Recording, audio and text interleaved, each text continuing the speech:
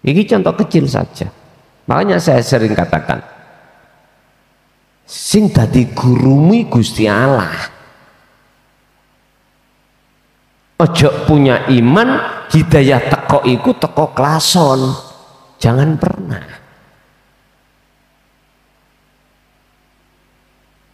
Ini yang kami khawatirkan itu.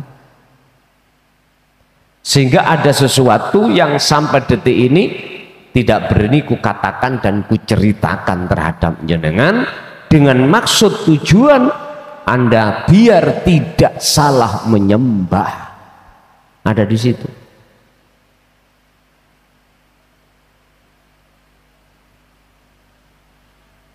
Biar benar olehmu menyembah, olehmu berguru, olehmu memuja dan memuji hanya pada Allah Subhanahu wa ta'ala fakot. Niku lho karepe.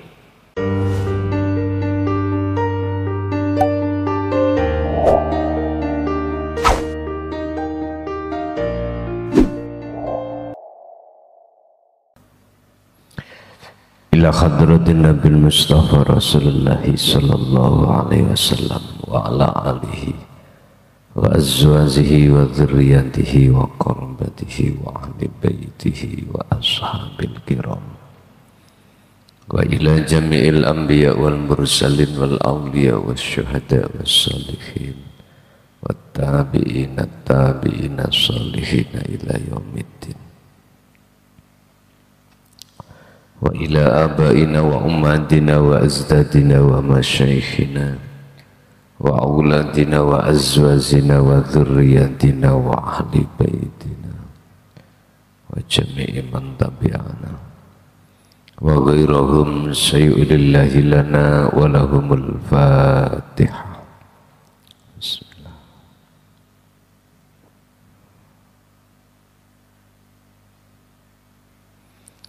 Bismillah, alhamdulillah, la khawla wa la quwwata illa billah. Asyhadu an la ilaha illallah wa asyhadu anna Muhammadan abduhu wa rasuluh. Allahumma salli wa sallim wa barik alaihi wa ala alihi wa ashabihi ajma'in, amma ba'd.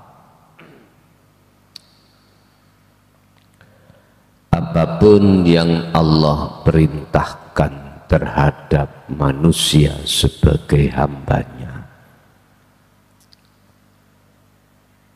itu merupakan satu seruan atau panggilan Allah.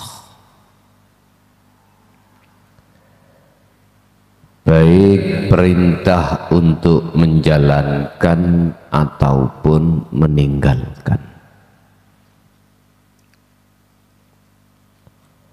Perkara-perkara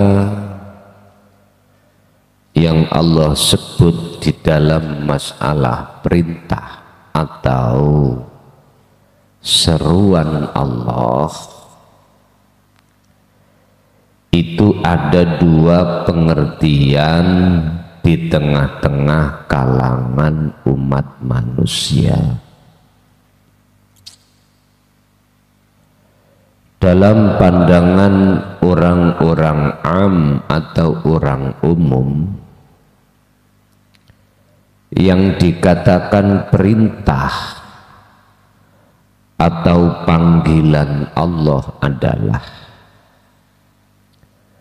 sesuatu yang ada kaitannya jasmaniah ini beribadah. Itu secara umum. Secara golongan orang khusus, segala hal apapun, baik yang berkenaan dengan ibadah murni atau tidak murni,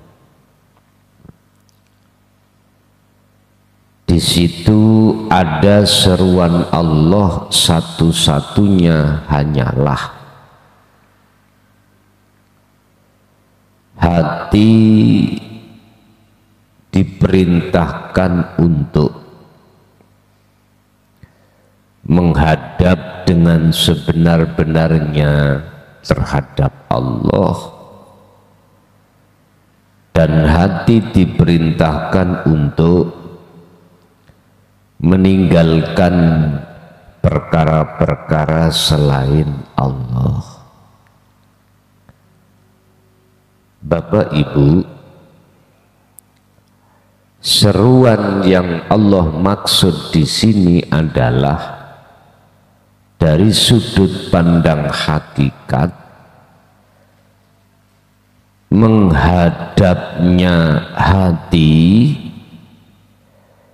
terhadap sejatining Allah, terlepas baik jasmaniah ini diperjalankan Allah di dalam ibadah murni atau tidak. Berarti konteksnya secara hakikat adalah seruan hati. Kalau konteksnya secara syariah adalah seruan jasmani. Ini perbedaan di antara dua golongan terkait masalah seruan atau panggilan Allah. Sudah umum jikalau haji itu merupakan panggilan Allah. Sebanyak apapun kesempatan dan materi untuk pergi ke tanah suci, jikalau tidak ada panggilan ya tetap nggak bisa berangkat. Ini pandangan orang-orang umum. Berkenaan dengan hal itu, dalam kesempatan kita akan mengkaji tentang fasal yang menerangkan tentang seruan atau panggilan Allah yang sebenarnya itu bagaimana. Faslun utawi iki fasal nidaullahi kang jelasake masalah seruan Allah. Limadza krono opo iku yang bagi sayukjo opo kolbuka ati iro layuk minu kang ora gelem iman opo kolbuka bidakwatillahi kelawan panggilan Allah. Limada ya beko krono arai opo iku yabko tetep opo kolbuka ati siro layu minu kang ora gelem ngimani opo kolbuka bidakwatillah. Sebab apa, karena apa hatimu masih bersikukuh tidak beriman tentang masalah seruan Allah? Karena apa? Niki mengke jabane ning ngandhap. Ala yakuna ono to ora ono opo-opo dakwah panggilan iku agla luwih utama, luwih berharga indallahi ing ngersane Allah mingkuli sain tinimbang saking saben-saben suci. Bukankah seruan Allah itu sesuatu yang paling berharga daripada yang lain? Satu pertanyaan. Wa ahakku lan ana ta luwih ngehaki bidarajati kelawan derajat indallahi ing ngersani Gusti Allah wahiyalan utawi derajat iku ar-rahmah. Pantaskah derajat di sisi Allah itu yang disebut rahmat engkau sandang?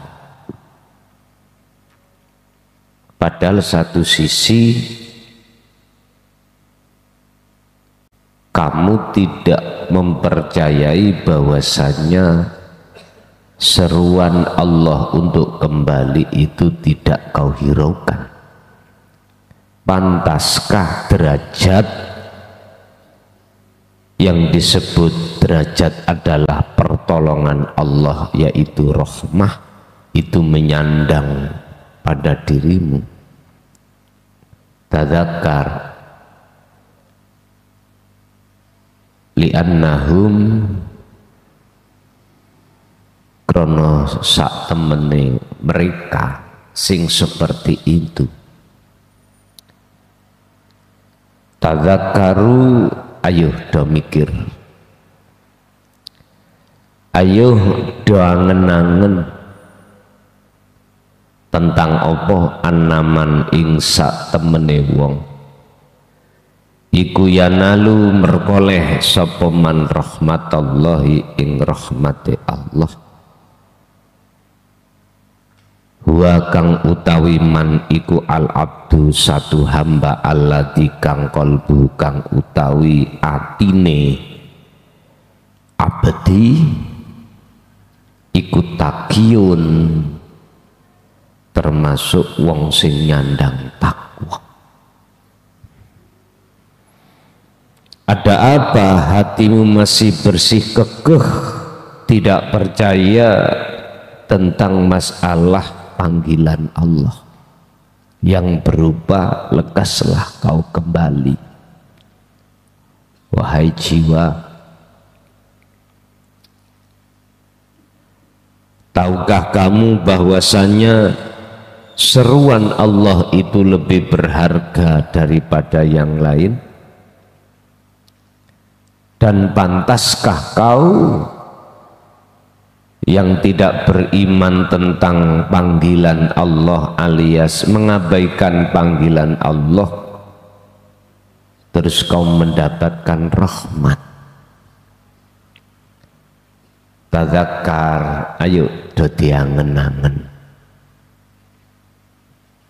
Sesungguhnya orang-orang yang mendapatkan rahmat Allah adalah satu hamba yang hatinya menyandang takwa. Arti takwa di sini adalah orang-orang yang Allah tarik di dalam makom makrifat. Itu maksudnya orang yang bertakwa. Kama qala kaya oleh dawuh sapa Gusti Allah, sapa Allahu fi surati Nisa al ayata satisata wal khamsina ing ayat 56 surat An-Nisa. Rupane ayat innalladzina kafaru bi ayatina saufa nuslihim naro. Oh, keliru.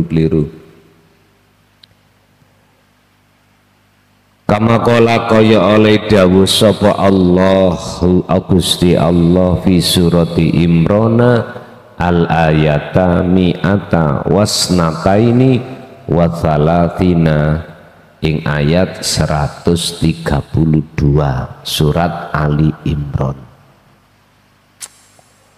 Rupane ayat wa atiu lan do ta'ato sira kabeh Allah ing Gusti Allah. Maksudnya taat iki secara kejiwaan yakfur bitawud, hatimu meninggalkan iman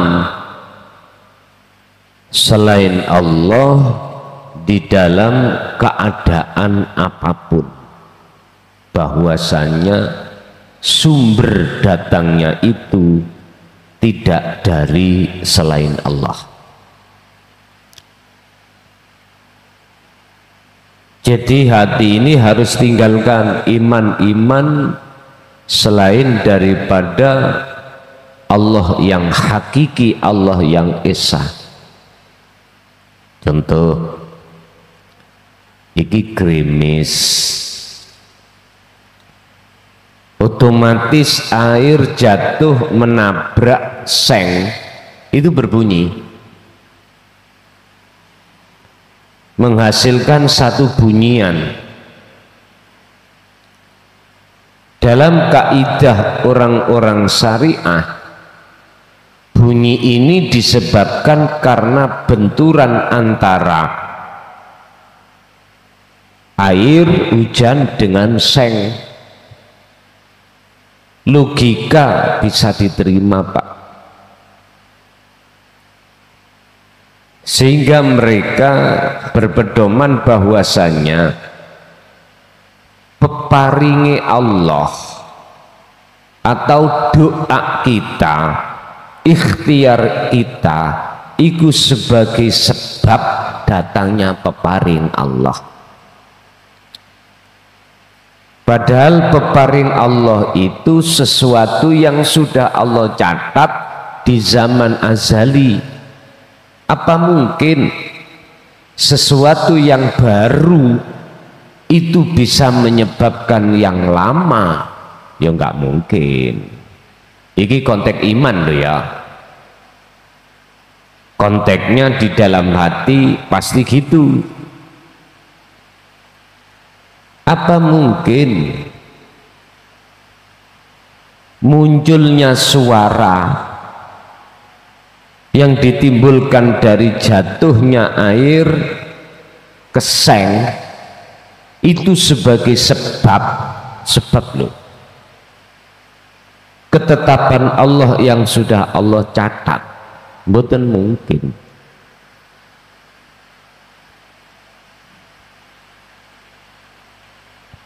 Bapak Ibu,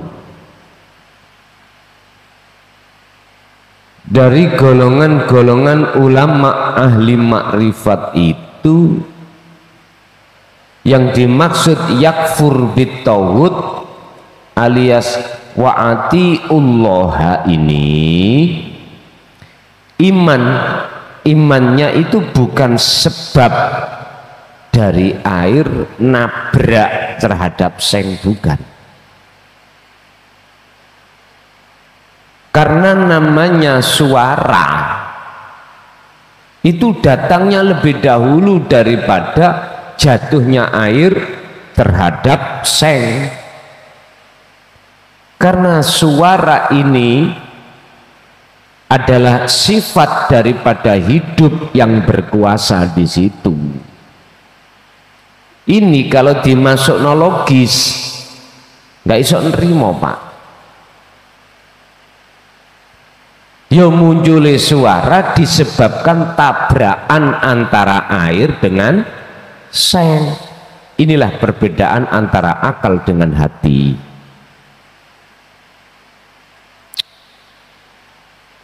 Bapak Ibu rahimakumullah, suara ini masuk di dalam sifat kalam, yang sifat kalam terdiri dari 4 rangkaian: nufus, anfus, tanafus, nafas. 4 perkara ini jadi satu menjadi sifat kalam. Apa mungkin jatuhnya air nabrak terhadap seng ini menjadikan sebab tekane suara, padahal suara datangnya itu lebih dahulu daripada jatuhnya ini? Nggak mungkin. Tapi ini belum bisa diterima golongan kita yang ada di am, belum bisa. Terus kalam itu siapa? Suara ini siapa? Kalau kita masih bicara sifat, berarti sifat sing wujud. Padahal sesungguhnya sing wujud iku melahirkan dirinya supaya dipaham oleh hambanya berupa kalam iku. Berarti antara sing wujud dengan kalam ini gak ada bedanya bagi mereka yang sudah mendapatkan rahmat. Inilah yang namanya ahad itu di situ, Pak. Sudah tidak ada dua. Kalau ada dua berarti ada perbedaan. Ada lahir, ada batin. Ada wujud, ada sifat.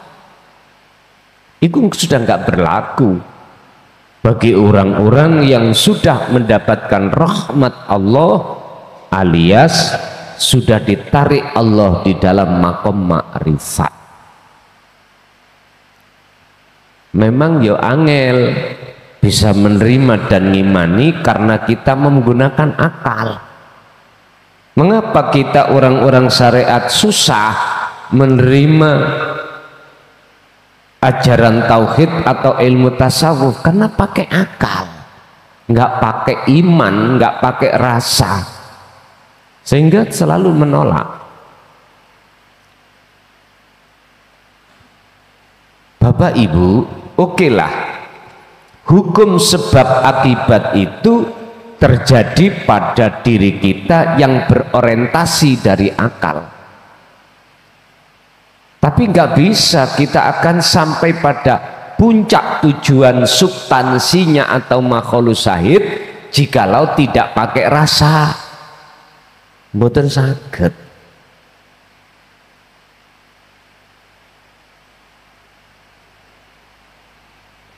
Oleh sebab itu yang dimaksud wa'atiullaha, taatnya hati untuk meninggalkan iman selain Allah, sehingga orang-orang yang sudah sampai pada rahmatnya antara suara dengan sejati wujudnya Allah sudah nggak ada bedanya, Pak. Antara sifat dengan mausuf itu tidak ada bedanya. Sifat ya mausuf, mausuf ya sifat. Atau boleh saya katakan antara lahir ya batin, batin ya lahir. Sebetulnya itu gini loh, Pak. Allah itu ben dikenal oleh hambanya dilahirno rupa sifat. Yang menyebut sifat kan kita. Akhirnya nggak bisa sampai pada tujuan. Yang menyebut sifat itu kita. Kalam apa sifatnya Allah. Padahal Allah sendiri dawuh, jangan kau sembah nama, sifat dan datku, sembahlah aku. Iku maksudnya wujud. Jadi antara aku dengan kalam itu sudah nggak ada bedanya bagi orang yang sudah duduk dan mendapatkan rahmat Allah. Wis pusing dhisik. Engko lak wis ora, nek wis lenggah ning rahmate wis ora. Di samping kita taat kepada Allah war rasulah, lan taat sira padha taat sira ar-rasulah ing utusane Allah. Artinya apa? Terhadap Rasul ini loh, sifat dengan yang disifati iku piye carane jenengan ora bisa bedakne? Ya harus ke akad, sehingga taatmu terhadap Allah berarti sing disifati, ambek taatmu terhadap sifat berarti Rasul itu sudah nggak ada bedanya. Jikalau kau taat pada Allah, otomatis taat pada Rasul. Jikalau kau taat pada Rasul, maka kau ya taat pada Allah. Ada yang mengatakan gini, sebetulnya Rasul itu panjang tangan Allah. Atau ada yang mengatakan berbendaharane Allah. Kalau menurut kami, boleh itu dikatakan benar manakala posisi kita masih di tapi itu enggak benar jikalau posisi hati kita sudah ada di makrifat, enggak boleh. Jadi antara sifat dengan mausuf, antara Allah dengan Rasul itu sudah enggak ada bedanya. Tapi bukan perkara Rasul makhluk itu Allah, bukan. Mungkin kita akan ingat satu kaidah yang mengatakan syuhudul wahdah fil kasroh. Ini masuklah ke ahad di dalam banyak, berarti banyak itu makhluk. Contoh Rasul, wahdah itu berarti urip, hidup, wujudi Allah yang ada pada diri Rasul. Ngoten niku. Penjabarannya seperti itu. Mengapa kita harus taat kepada Allah dan Rasulnya? La'allakum menawa utawi sira kabeh iku turhamun, supaya kamu itu mendapatkan rahmat. Ngoten to karepe.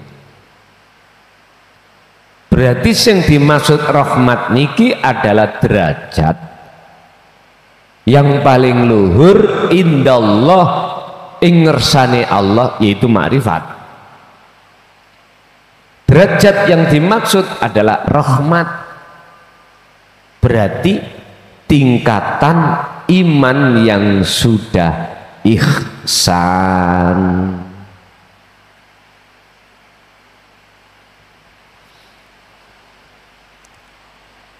Walakinna aktsaron nasi, padahal seruan itu sudah disampaikan di tengah-tengah umat. Walakinna aktsaron nasi, lan tetapi nih akeh-akeh menungso iku yat ruduna padha nolak sapa-sapa nas rahmatallahi ing rahmate Allah. Artinya prosesnya untuk menuju rahmat dalane lewat ajaran tauhid. Ketika ajaran tauhid itu disampaikan, kebanyakan manusia itu lari. Karena apa? Bertentangan, khalifatan, bertentangan. Dengan apa? Dengan tujuan nafsu. Tujuan nafsu itu sudah berhasil, Pak, membikin hati umat manusia supaya mencintai selain Allah. Sudah berhasil. Sebab orang-orang yang hatinya kalau sudah jatuh dalam percintaan terhadap hubbus syahawah, otomatis hati itu disebut hati yang jauh dari Allah, hati yang gelap dari Allah, atau jiwa itu disebut sebagai jiwa yang menjadi budaknya nafsu.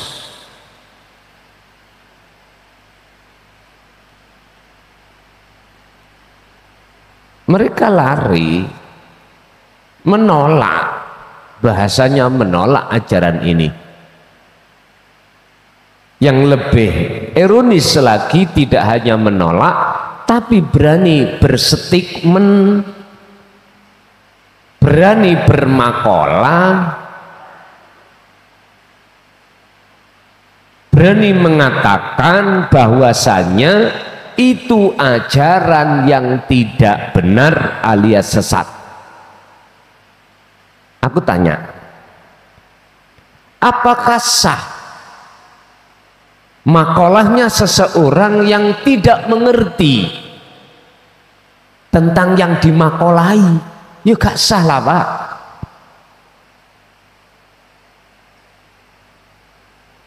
Aku yakin golongan kita yang ada di am gak mengerti balas tentang masalah daqaiqul asror, rahasia lembut-lembuting ilmu Allah, kok berani mengatakan itu sesat padahal dia tidak paham.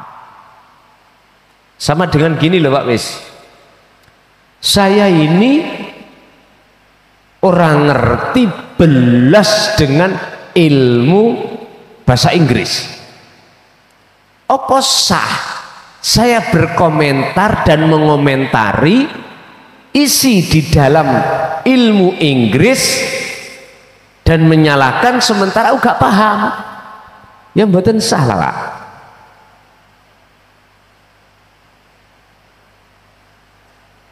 Karena bukan ahlinya,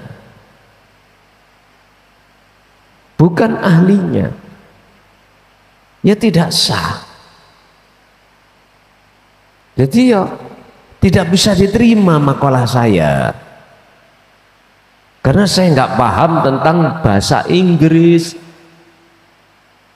Sama sebetulnya, mereka kan maksud dan tujuannya kan umat ini biar tidak berbondong-bondong mendengarkan seruan Allah, biar mendengarkan seruan nafsu di dalam dirinya. Bahasa umum, mereka ini takut kehilangan pengikut, takut. Kadang-kadang nek gak tahu ketok ngono ditakokno kok, iku nanti gak tahu ketok ya ora tahu rene loh, karena takut kehilangan pengikut. Makanya nggih mohon maaf, golongan kita yang menjadi ulama syariat, mohon maaf, memang karena ini proses kita. Kalau ada pondok lebih suka santri ukeh daripada santri mek telu. Itu pasti siapapun kita. Oke, itu proses. Kan beda sudah dengan prinsip yang ada di ajaran tauhid. Beda. Karena apa? Ngapunten ingkang kathah. Karena kita saat di posisi di makom am niku mesti mengatakan kebenaran pada diri kita.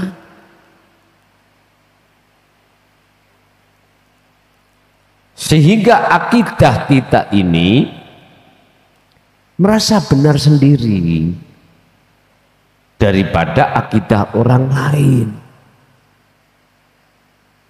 Padahal cuman beda madhab gitu aja. Sehingga sistemnya itu beda, itu aja kita sudah merasa benar sendiri.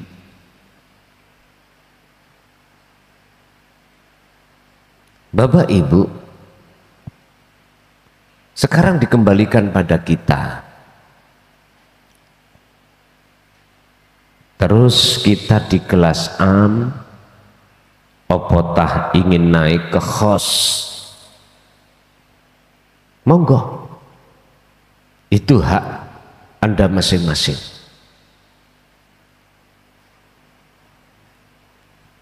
Dan semuanya itu pasti ada konsekuensinya masing-masing.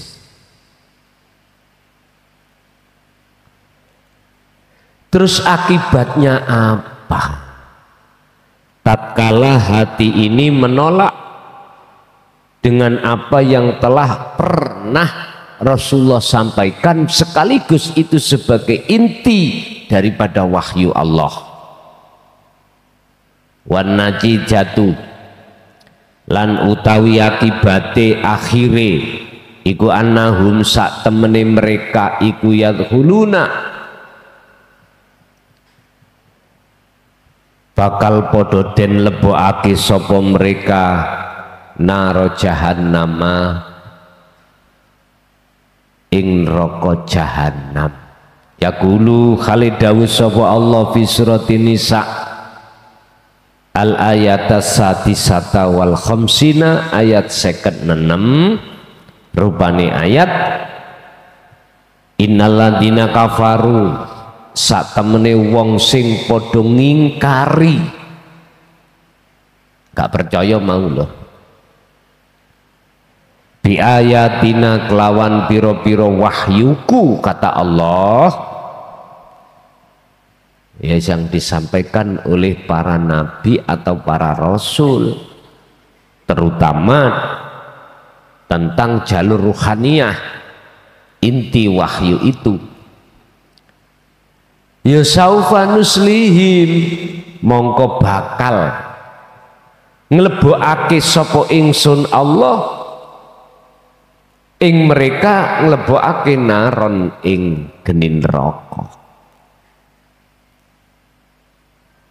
Nar iku punya sifatnya nar panas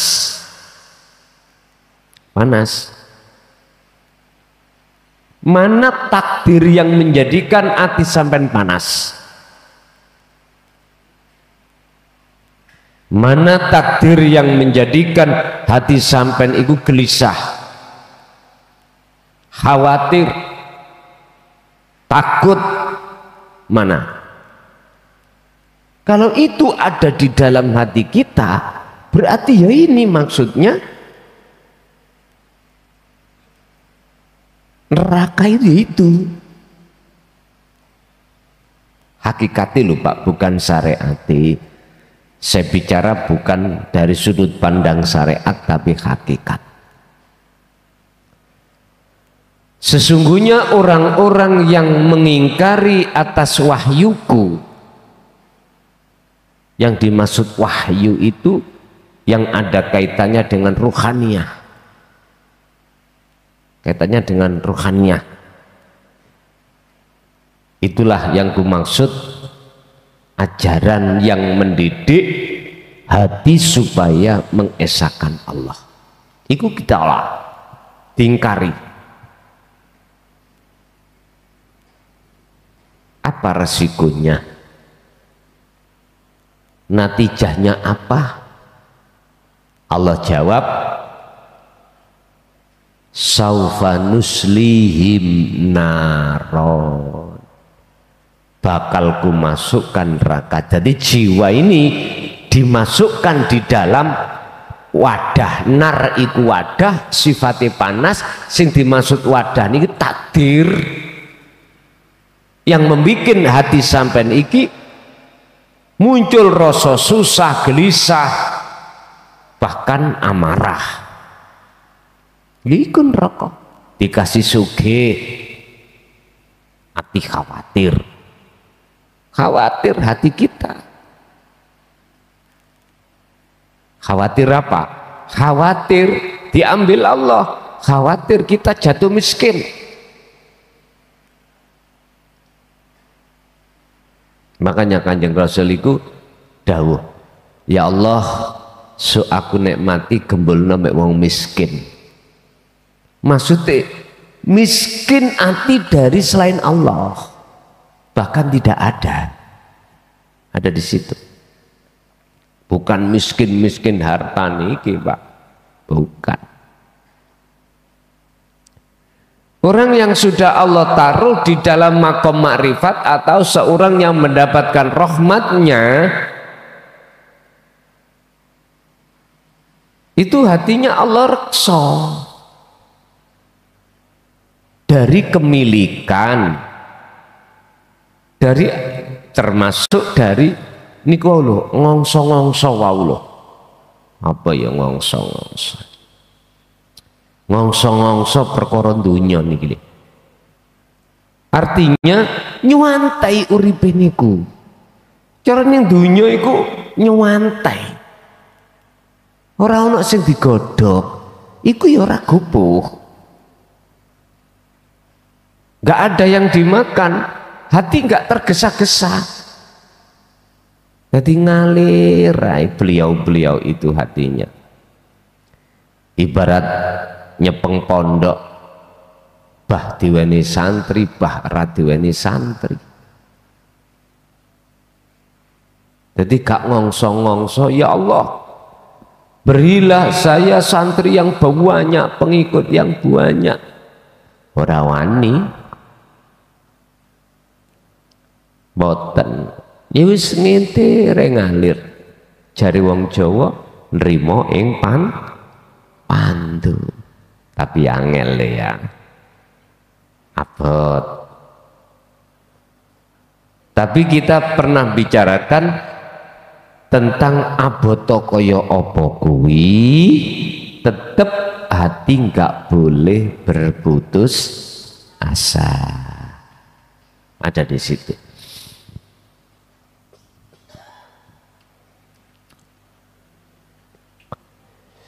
Innal ladina sak temene wong akeh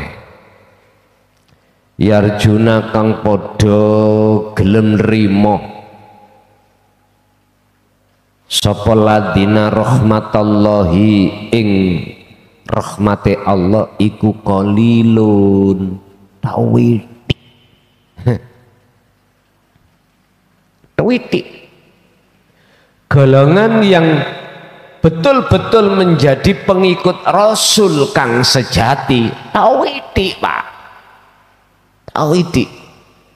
Golongan ahli tahqiq, golongan ahli hakikat makrifat itu pengikutnya tawiti.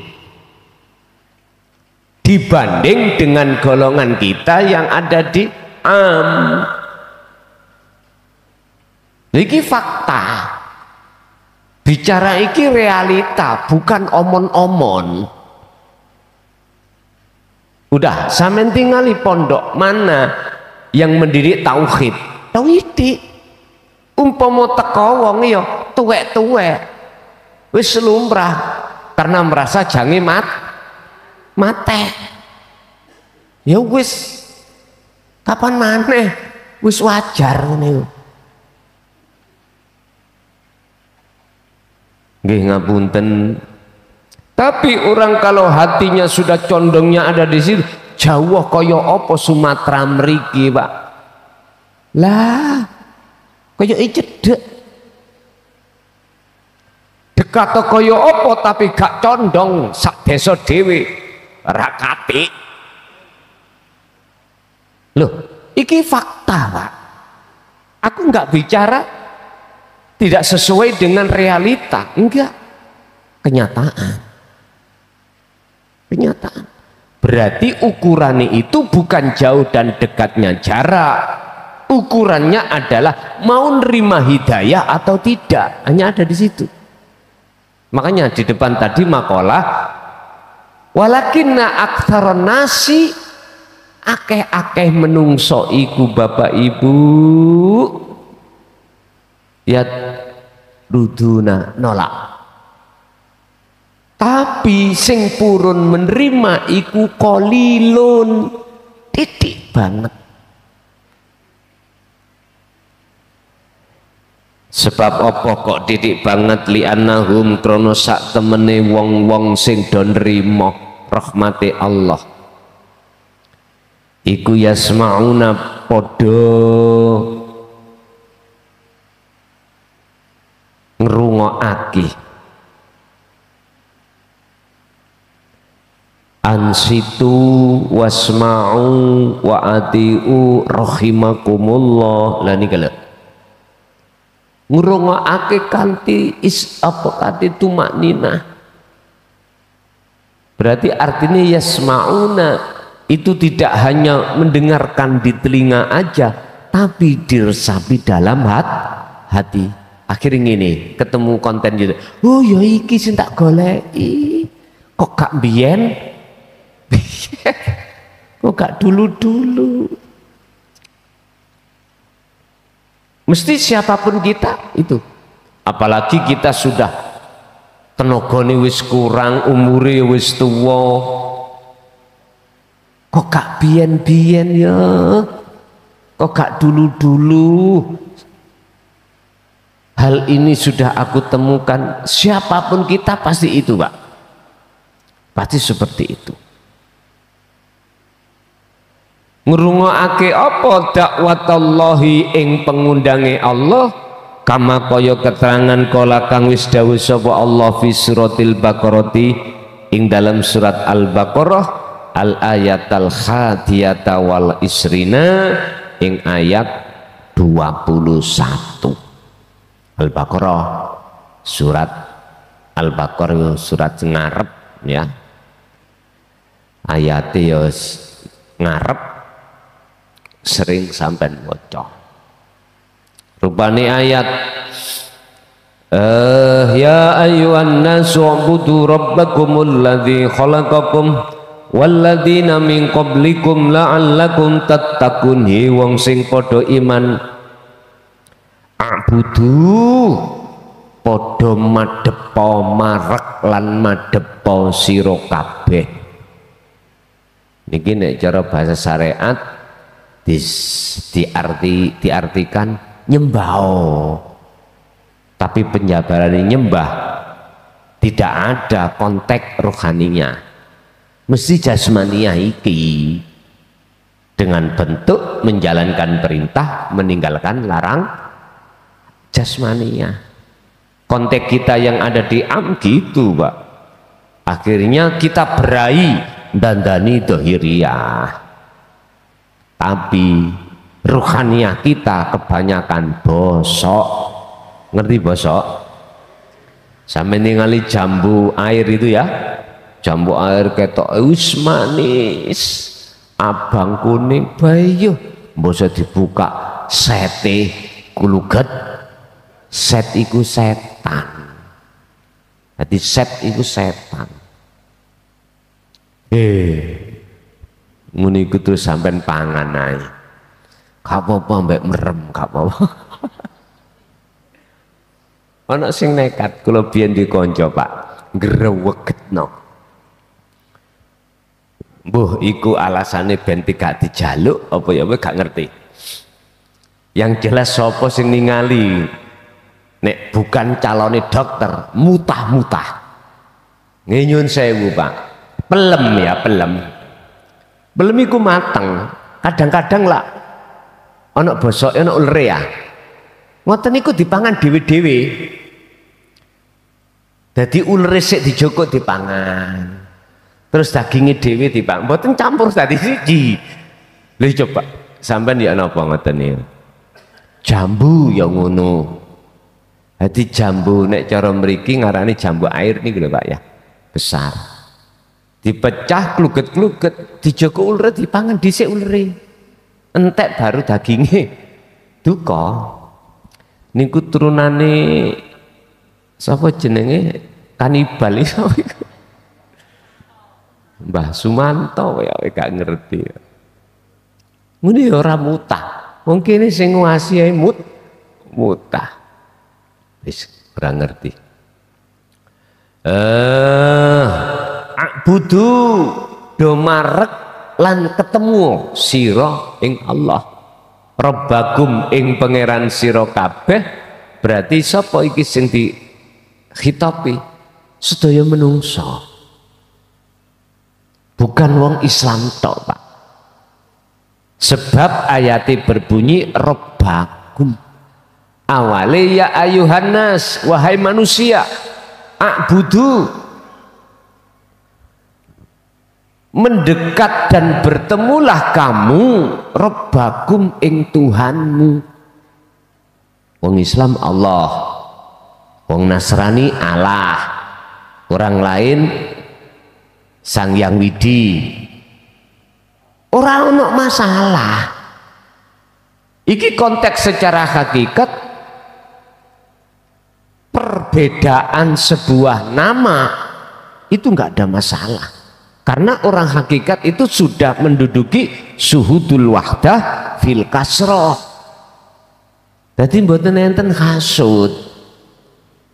Hati golongan yang sudah sampai di situ wis mboten enten perbedaane. Nama Allah, nama Allah atau nama yang lain, pangeran, ngono ana sing wong Jawa pangeran. Padha mawon, Pak. Karena apa? Karena hatinya itu tidak menghadap makhluknya kang rupa nama. Hatinya itu sambung menyang sejatine urip yang kesebut ingsun lewat rasa. Udah. Nah, ini yang dimaksud seruan Allah terhadap manusia untuk a'budu rabbakum. Dan ini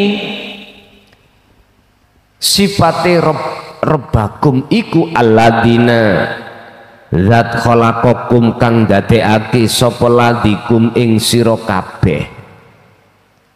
Khalaqakum iki Pak maknane luas. Nek cara syariat ndadekno asale gak ana dadi ana, lha ngoten to. Khalaqakum secara hakikat luas sekali. Sing gerakno awakmu, sing nglayani napasmu, sing gerakno jantungmu, sing menghaluskan makananmu, yang menghantarkan makanan sampai ke lambung, yang memproses di dalam lambung, ada menjadi protein, menjadi enzim, menjadi kotoran, semuanya itu Rob. Sing Rob iku yaiku tadi sing kula sebut urip kuwi, sing bukan sifat, bukan mausuf, tapi ora bisa ku sebut. Ya itu sing disebut Rob itu ada di situ. Lah seruan ini tidak hanya diserukan terhadap kita sebagai manusia di era zaman sekarang, tapi juga waladina lan wong akeh mingkoblikum kang mingkoblikum saking sadurunge sira kabeh, ya termasuk bapak, mbah, buyut, canggah, terus apa? Sak ndukur niku semuanya. Ternyata seruan ini tidak hanya berlaku pada diri kita saja di era zaman ini, ndak, juga pada era-era sebelumnya. Sama, golongan era sebelumnya itu yang bisa menerima qalilun tawiti. Maka dia bawa swarga kok adem, penghuni mek titik. Ruangan misalnya ya 5x5 kamar, dihuni wong loro dengan dihuni wong 100 menghuni panas Pak, ongkep, apalagi nggak ada kipas AC ini, aduh. Jikalau jenengan huni orang 2, mohon maaf, beda raose, keadaannya beda Pak. Oksigennya ya penuh, beda dengan orang 100 tadi. Mungkin jenengan nggak pernah ngerasakan, saya pernah. Jadi ukuran kalau nggak salah itu 4x4. Itu pada waktu itu saya masuki, saya huni sekitar hampir orang 50. Tidurnya ya sendeku ngeten, dan itu pun dibagi lagi, ada WC-nya, ada jedingnya kepotong. Ya udah Pak, ono sing gandolan sarung itu turune ora iso nyenyak. Itu namanya kamar isolasi. Wis biasa ngoten niku. Kamar isolasi. Mungkin jenengan sing nate mlebet paham. Lah pada saat itu kami diisolasi itu sekitar 7 hari 7 malam. Bayuh rasane piye Pak? Yes ngono kuwi panas, mangkane neraka iku panas kakean penghuni. Swarga kok adem kejembaren sebab gak patek ana penghunine. Bahkan dalam satu makalah wakila dan ceritakake yang namanya terasnya, teras ya, tahu teras ya, terasnya rumah itu lebih luas daripada Jawa Timur. Teras tok. Wis ngono ku piye? Ya saking gak ana penghunine, Pak, ngoten lho. Pun apa maksud dan tujuannya disuruh untuk menyembah atau mendekat dan bertemu Tuhannya, sehingga itu nanti disebut menyembah yang benar, la'allakum tattaqun, supaya jenengan iki mendapatkan gelar muttaqin, gelar ma'rifatullah. Inna akramakum indallahi atqakum. Sak dhuwur-dhuwure derajat sing paling dhuwur di sisi Allah adalah takwa, ilmu ngamal istiqomah. Al-khulasatu utawi ringkesan terkait masalah seruan Allah. Innal abda sak temene manu, innal abda sak temene kawula, alladzi kang yanalu kang mendapatkan atau memperoleh merkoleh sopo abdu meroleh rahmatallahi ing rahmati Allah Ta'ala. Innal abda iku huwa utawi abdu iku man ya iku wong ittaba'a kang manut sapa man awamirallahi wa rasulihi ing piro-piro perintai Allah dan rasule Allah. Apa? Nyembah tadi, mendekat dan bertemu Allah. Qala Allah Ta'ala dawuh sapa Allah fi suratid Dariyat ad-Dariyat al ayat al khadiyata wal khamsina ing ayat 51. Wis iki Quran iku sebagai dalil hujah pedoman umat Islam khususnya yang ditaruh paling tinggi. Artinya undang-undang yang tertinggi bagi umat Islam adalah Al-Quran. Ini paling tinggi. Surat Ad-Dariyat ayat 51 Allah dawuh, wala taj'alu lan ojo ndadekake sira kabeh, ya maksudnya ati jenengan iki le jiwa, ma'allahi ing sertane Allah, ma'allahi sertane Allah ora oleh ndadekno apa ilahan ing dadi pangeran akhara kang liya. Duh, jangan sampai ning atimu ono saliyane Allah, titik ngono lho. Dalam konteks iman, jangan sampai suara itu munculnya sebab dari air tabrakan terhadap seng, jangan. Ini contoh kecil saja. Makanya saya sering katakan, sing dadi gurumi Gusti Allah. Ojo punya iman hidayah teko iku teko klason, jangan pernah.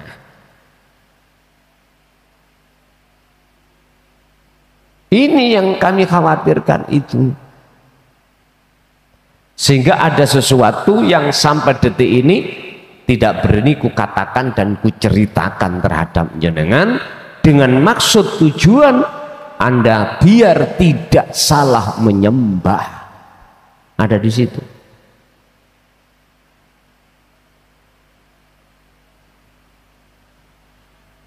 Biar benar olehmu menyembah, olehmu berguru, olehmu memuja dan memuji hanya pada Allah Subhanahu wa ta'ala fakot.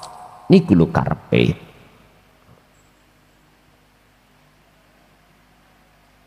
Jikalau dalam hati kita ada iman selain Allah, oleh sebab kita karena masih ada punya kesempatan umur, lekas panjenengan harus ada tindakan yang namanya tazkiyatun nafsi, pembersihan jiwa dari kotoran jiwa, pembersihan hati dari kotoran hati. Apa kotoran hati? Syirik khafi,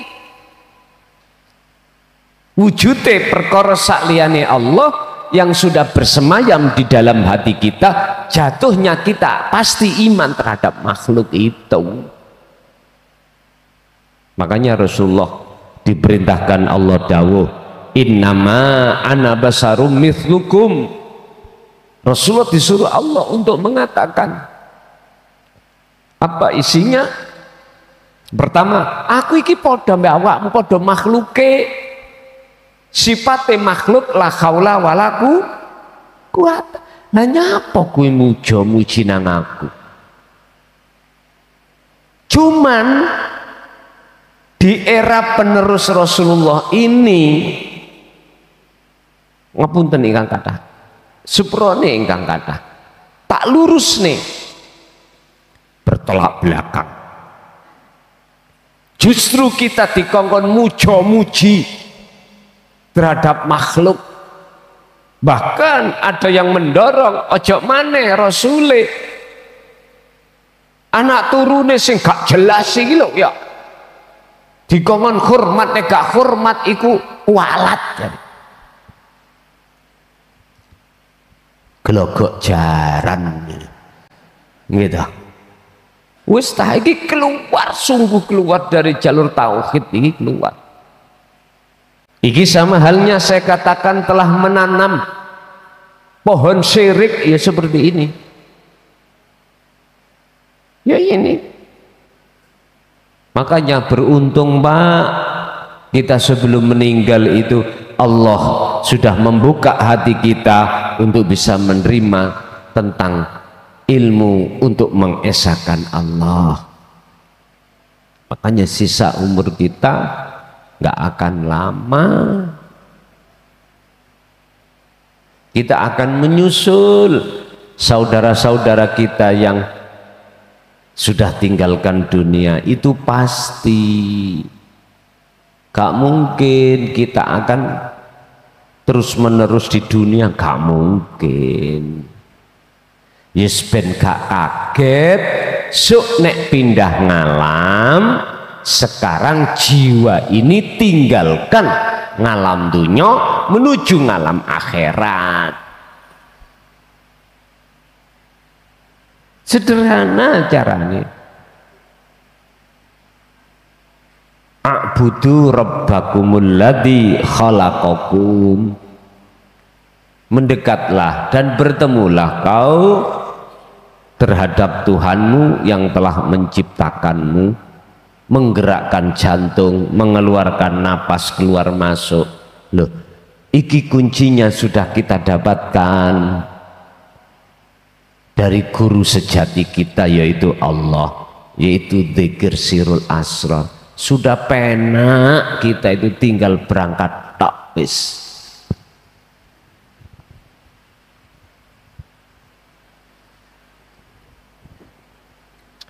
Ini sak temene ingsun sinten Rasul, lakum maring sira kabeh minhu saking Allah iku nadirun, sebatas memberikan peringatan mubinun kang perteloh mubinun kang nyata. Sesungguhnya aku ini hanya ditugaskan dari Allah untuk menyampaikan peringatan ini, peringatan yang jelas. Dikatakan yang jelas, ati sampean harus tinggalkan iman selain Allah. Jikalau ada sakliyane Allah bersemayam dalam hati, dan berimanlah kepada Allah. Yakfur bitaghut wa yu'min billah, maksudnya ada di sini. Ini manusia, lekaslah wahai yang golongan mayoritas, lekaslah kembali mendekat dan bertemu Tuhanmu sebelum yang namanya kematian ini menjemputmu. Sebab hatta idza ja'at humus sa'atu baghtatan, kau akan kecewa ketika saat kematian, perkara yang mengagetkan datang, yaitu kematian, kamu akan kecewa. Maka di paribasane orang Jawa, getun niku mesti ana mburi. Enggak tahu mon, enggak ada getun di depan itu, enggak ada. Getun itu mesti ada di belakang. Yang kedua, apa wahyu yang Rasulullah sampaikan? Di samping dia melarang untuk memuja dan memuji terhadapnya dengan alasan sesama makhluk, jangan pernah aku kau puja dan kau puji. Yang kedua, apa wahyu yang dibawa untuk disampaikan terhadap kita? Ilahukum ilahu wahid, duduhne sejatine pangeran.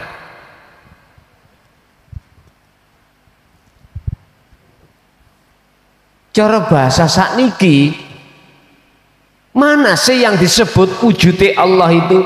Itu loh, ilahukum ilahu wahid, itu maksudnya di situ.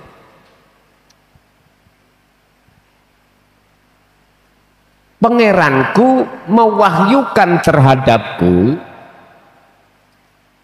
terkait masalah siapa sih yang harus kita sembah dan siapa Tuhan kita.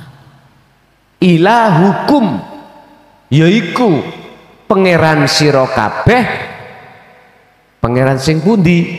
Ilahu wahid, yaitu pangeran Tuhan yang Maha Esa. Yo ahad iku sing disebut Rob adalah ahad, tunggal. Mana tunggal?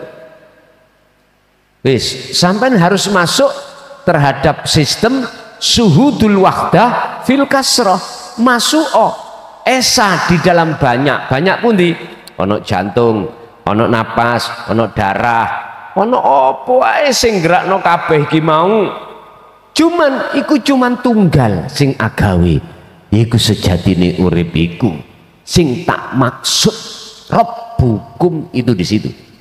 Ini yang dimaksud Rasulullah, ilahukum ilahu wahid. Wahid ini tidak diartikan satu, tapi diartikan tunggal. Jadi nggak jauh berbeda dengan ahad sebetulnya itu. Tinggal kita mensarah dari mana. Kalau kita mensarah dari lugot bahasa murad, ya otomatis siji. Nek siji mesti ono loro ono telu, dan begitu seterusnya. Tapi kalau esa tunggal, tidak ada yang lain.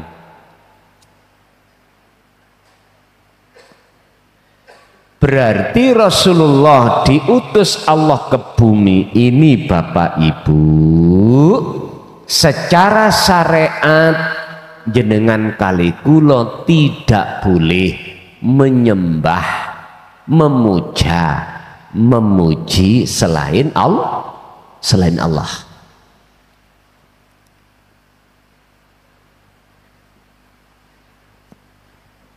Lah pundi selain Allah? Ya makhluk iku dulur. Niku dikembangno secara hakikatnya. Nek boten kembang, jenengan kembangkan, nggak ada angen-angen di hati sampai niku. Sik tah, aku bendino nyembah Allah sing dia. Nggak mau tahu itu. Sing penting aku ngelakoni karena iki perintah. Lah ngoten tak. Ujung-ujungnya ning dodo sampean kali kula apa isine? Surga lan ganjaran. Padahal itu makhluk. Ayo ngomong apa sampean? Semua kita itu prosesnya ada di situ. Makanya mengapa dalam fasal lain pernah kami sampaikan, kegelapan hati itu dimulai saat kita itu menjelang akil balik, menjelang dewasa. Karena di saat itulah yang namanya nafsu sudah Allah izini untuk masuk di jagat hati setiap diri kita sebagai manusia yang masuk di dalam alam dewasa. Akhirnya ojo heran sing lanang ya seneng sing wedok, wis padha dene sing wedok ya memeti. Ngerti memeti ya? Oh bahasa Indonesia memeti. Petok-petok.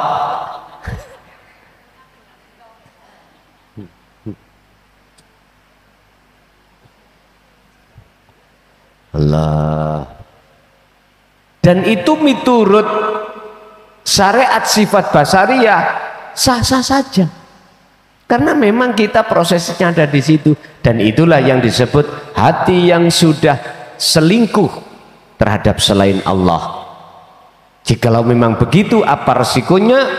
Walladzina kafaru awliya'uhumut taghut yukhrijunahum minan nuri ilad dhulumat, menjadi hati yang gelap gulita pada Allah.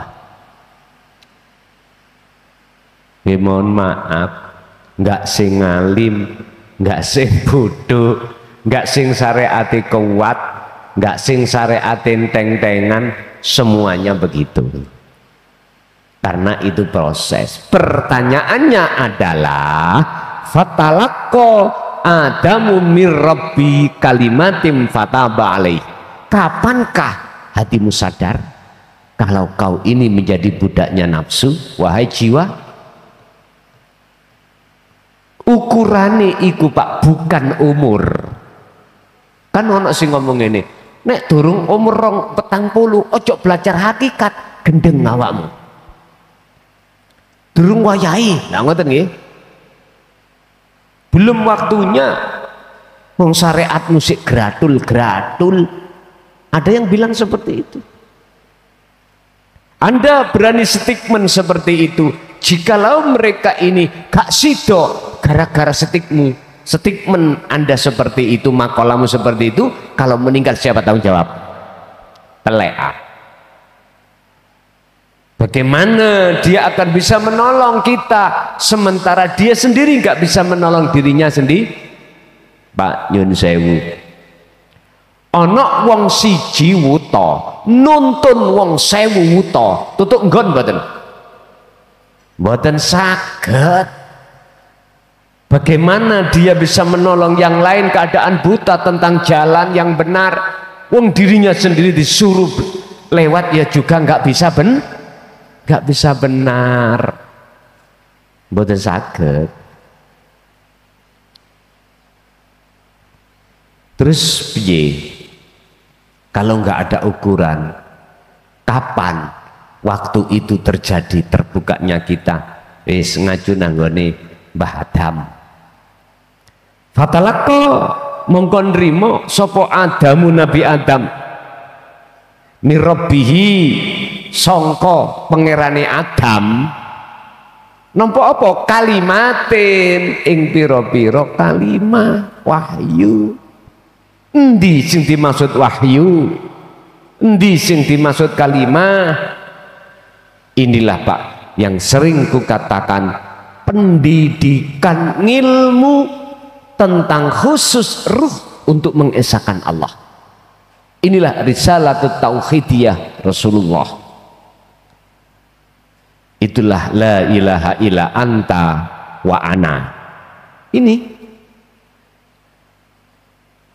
Dan dua kalimat ini, tauhid ini, setahu saya hanya tertuang di dalam surah Al-Anbiya. Selainnya aku belum menemukan. Barangkali dibantu untuk menemukan. Tak golei, tak oya-oya, ketemune ada di surah Al-Anbiya. Ada muncul di surat Toha, itu pun penegasan. Nek tentang ajaran yang membenarkan tentang dinu tauhid, hakikat makrifat ada di surah Al-Anbiya 25 dan 87. Bapak Ibu rahimakumullah. Jadi apa risalah yang Rasulullah bawa? Cuman satu. Sampai nggak boleh nyembah terhadap makhluk, mujo terhadap makhluk. Jenengan juga wajib nyembahi dateng Gusti Allah. Sing tak maksud Gusti Allah bukan sebuah nama, bukan sebuah sifat, bukan sebuah dat, akan tetapi aku. Niki mawon mugi bermanfaat. Al-Fatihah. Alhamdulillahirrabbilalamin. Video telah kita simak. Semoga apa yang disampaikan oleh beliau bisa bermanfaat. Kami selaku admin memohon maaf yang sebesar-besarnya.